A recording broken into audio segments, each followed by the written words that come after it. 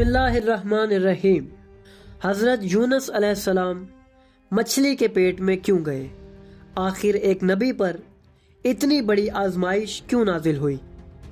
کیا اہل بیت علیہ السلام پر ایمان لانا انبیاء پر بھی لازم تھا؟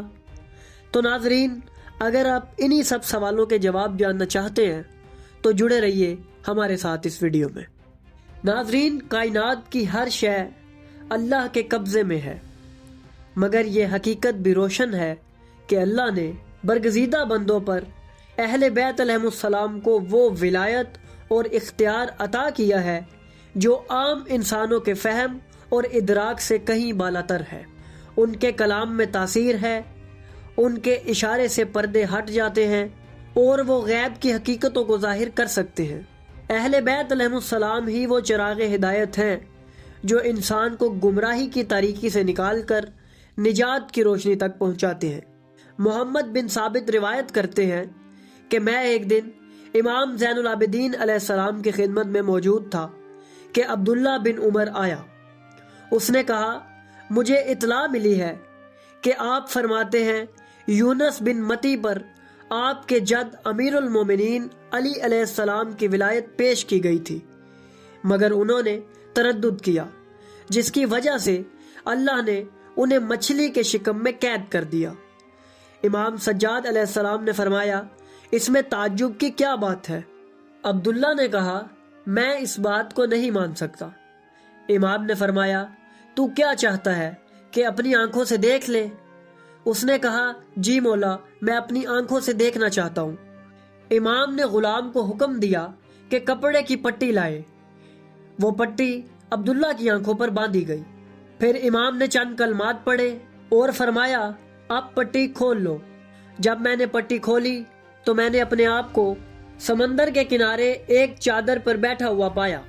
امام نے ایک اور کلام پڑھا تو بے شمار مچھلیاں ظاہر ہوئیں اور ان میں سے ایک نہایت بڑی مچھلی سامنے آئی۔ امام نے اس مچھلی سے سوال کیا، تیرا نام کیا ہے؟ اس مچھلی نے جواب دیا، میرا نام نون ہے اور میں وہی مچھلی ہوں جس نے یونس نبی کو نگلا تھا۔ امام نے پوچھا، یونس کو تیرے شکم میں کیوں قید کیا گیا تھا؟ مچھلی نے کہا، ان کے سامنے علی ابن ابی طالب علیہ السلام کی ولایت پیش کی گئی تھی، لیکن انہوں نے تردد کیا تو اللہ نے مجھے حکم دیا کہ میں انہیں نگل لوں۔ جب انہوں نے میرے شکم میں علی ابن ابی طالب علیہ السلام کی ولایت کا اعتراف کیا تو اللہ نے مجھے حکم دیا کہ میں انہیں باہر اگل دوں۔ اور جان لو کہ جو بھی اہل بیت علیہ السلام کی ولایت کا منکر ہوگا، اللہ اسے ہمیشہ کے لیے جہنم کی آگ کے حوالے کرے گا۔ امام نے عبداللہ کی طرف رخ کر کے فرمایا، اب تم نے اپنی آنکھوں سے دیکھ لیا اور سن لیا ہے؟ اس نے جواب دیا کہ جی میں نے دیکھ لیا۔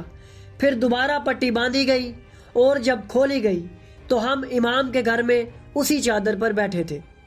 عبداللہ رخصت ہو گیا۔ میں نے امام سے عرض کی، مولا، آج آپ نے عجیب منظر دکھایا، میں تو اس پر ایمان لے آیا، لیکن کیا عبداللہ بھی ایمان لایا ہوگا؟ امام نے فرمایا، اگر تم جاننا چاہتے ہو تو اس کے پیچھے جاؤ۔ جب میں نے عبداللہ سے گفتگو کی تو اس نے کہا کہ میں بنی عبد المطلب کے معاملات سے حیران ہوں۔ یہ واقعہ امام زین العابدین علیہ السلام کے عظیم معجزات میں سے ایک ہے، جو ظاہر کرتا ہے کہ اہل بیت علیہ السلام کے پاس اللہ کا عطا کردہ اختیار ہے۔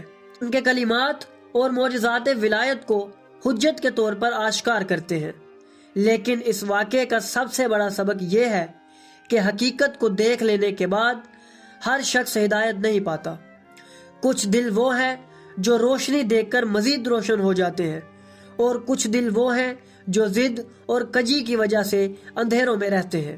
ولایت اہل بیت علیہ السلام وہ چراغ ہے جس کے بغیر انسان کی زندگی اندھیروں میں ڈوبی رہتی ہے، اور جس نے اس نور کو قبول کر لیا وہ ہمیشہ کے لیے نجات پا گیا۔